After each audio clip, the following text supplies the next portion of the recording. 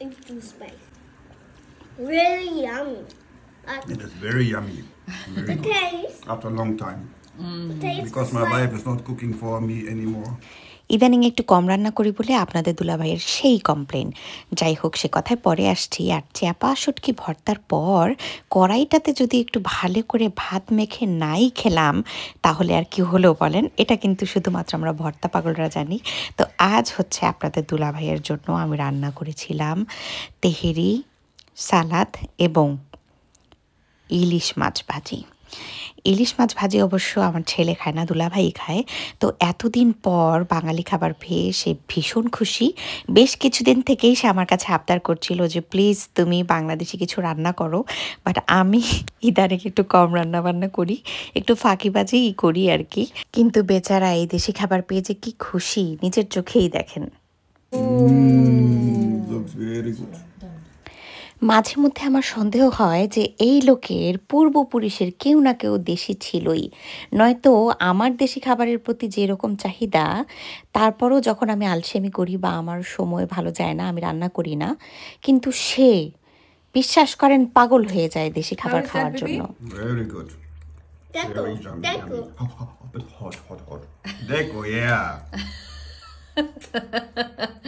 এটা ছিল আমার ছেলের প্রশংসা করার স্টাইল। স্পেশালি খাবার কেমন হয়েছে সেটা সে হাত দিয়ে দেখায়। Really yummy. It is very yummy. Very The good. taste. After a long time. The taste Because is my like wife is not cooking for me anymore.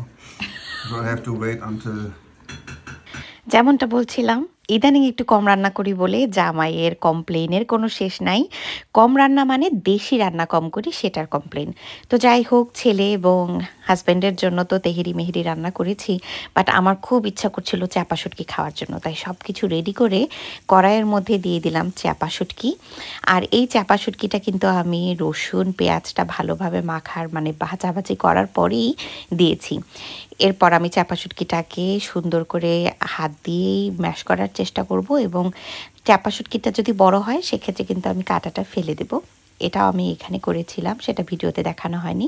তারপর দিয়ে দিলাম টমেটো। এইভাবে যদি চাপা শুটকি রান্না করেন, বিশ্বাস করেন হাত চেটে চেটে খেতে হবে। টমেটোটা দেওয়ার পর সেটাও হাত দিয়ে একটু নেড়ে দেওয়ার পর এখানে হলুদের গুঁড়া আর মরিচের গুঁড়া দিয়ে দিলাম। ব্যাস, হালকা একটু পানি দিয়ে এখন ঢাকনা দিয়ে দিব যেন সেদ্ধ হয় টমেটোটা এবং শুটকি টুটকি সব একসঙ্গে হয়ে আসে। ঢাকনা খোলার পর আমি কিন্তু হাত দিয়ে আমার টমেটোটাকে একটু ভেঙে ভেঙে দেব। এই টমেটোটার ছালটা একটুখানি শক্ত শক্ত মনে হচ্ছিল আমার, ডিপেন্ড করবে টমেটো আসলে কেমন হয় সেটার উপর। এই পর্যায়ে আমার কিন্তু রান্না হয়ে গেছে। এখন জাস্ট আমি ওয়েট করছি পানিটা সম্পূর্ণ টেনে আসার জন্য এবং তেলটা উপরে আসার। ব্যাস, এই যে এত সহজ সুন্দর একটা চাপা শুটকি রেসিপি, কি বলবো, জাস্ট বাসায় একদিন ট্রাই করে দেখবেন, হাত চেটে চেটে খেতে হবে গ্যারান্টি। এই রান্নাটা আমি শিখেছিলাম আমার টাঙ্গাইলের এক ম্যাসমেটের কাছ থেকে, যখন আমি ঢাকায় হোস্টেলে ছিলাম তার কাছ থেকে। সো দেখতেই পাচ্ছেন চাপা শুটকিটা কিন্তু একদম শুকিয়ে এতটুকু হয়েছে।